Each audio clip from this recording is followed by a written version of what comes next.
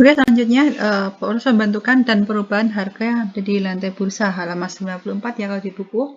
Jadi untuk pembentukan harga saham yang ada di bursa itu dilakukan melalui sistem lelang.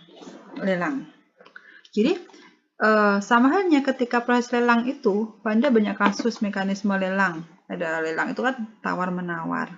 Jadi di sini dalam sistem lelang itu harus menemukan dua penawaran pada satu titik temu, yaitu bertemunya antara harga penjualan terendah dan harga pembelian tertinggi. Jadi kalau penjualan itu diambil yang terendah, kalau pembelian itu diambil yang tertinggi.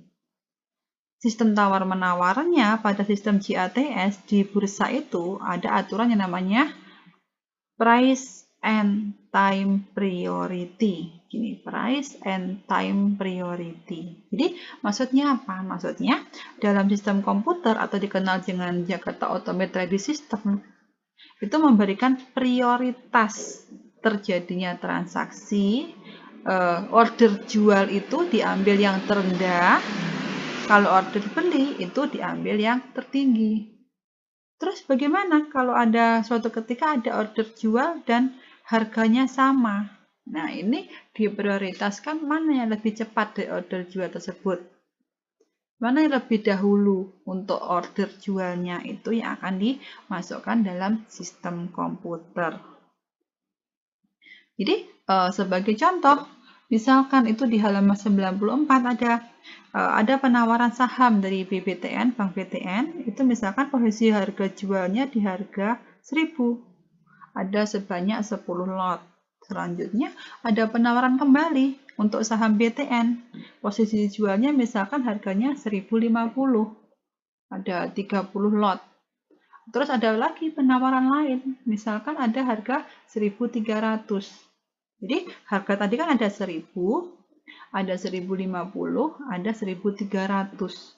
Dari 3 order jual itu, mana yang diambil? Mana yang diprioritaskan? Yang diprioritaskan masuk ke prioritinya itu di harga 1000. Kenapa? Karena harga jual yang memiliki prioritas lebih tinggi karena harga dijual yang terendah. Kalau harga beli diambil yang harga yang tertinggi. Jadi selanjutnya untuk perubahan harga saham. Jadi saham itu di bursa itu bisa naik dan juga bisa turun dalam hitungan waktu yang begitu cepat, dalam hitungan detik.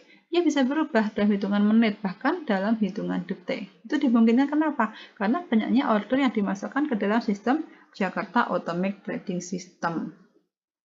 Jadi, di lantai perdagangan di Bursa Efek itu ada lebih dari 400 terminal komputer, ada 400 lebih sistem, di mana di situ ada banyak pialang untuk bisa masukkan order terima dari nasabah.